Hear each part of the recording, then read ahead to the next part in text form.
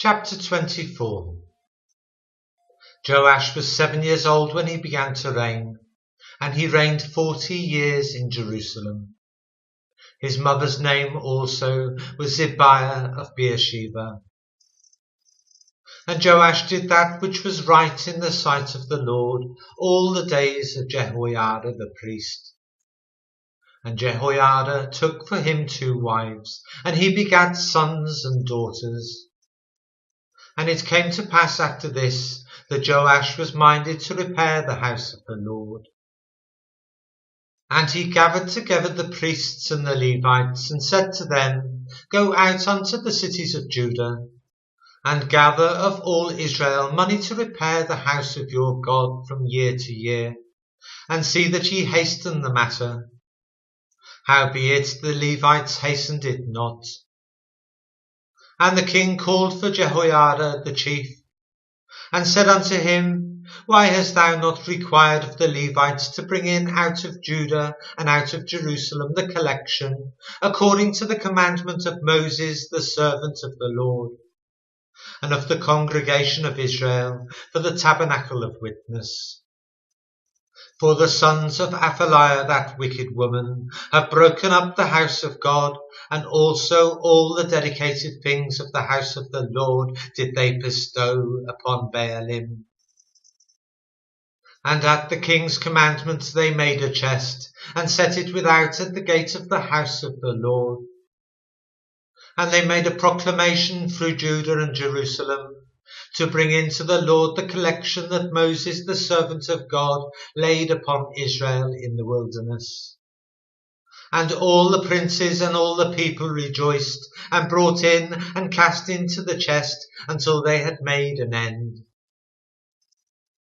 Now it came to pass that at what time the chest was brought into the king's office by the hand of the Levites, and when they saw that there was much money, the king's scribe and the high priest's officer came and emptied the chest and took it, and carried it to his place again.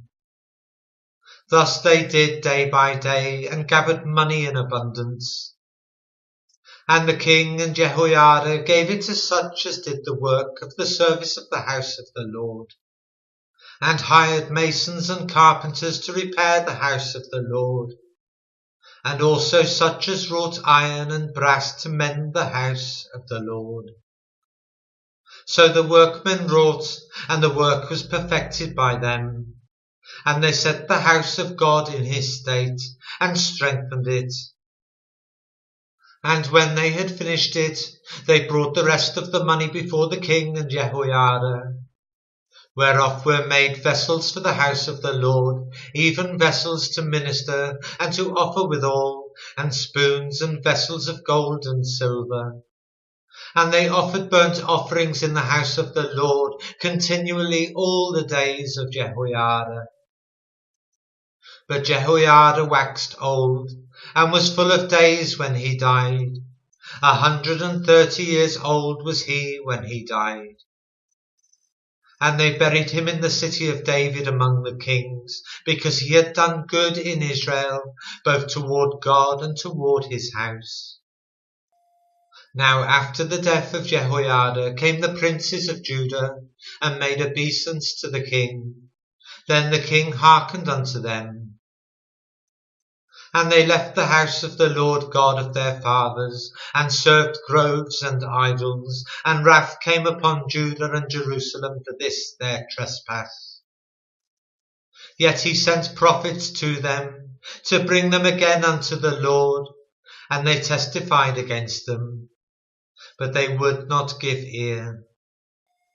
And the Spirit of God came upon Zechariah, the son of Jehoiada the priest, which stood above the people, and said unto them, Thus saith God, Why transgress ye the commandments of the Lord, that ye cannot prosper?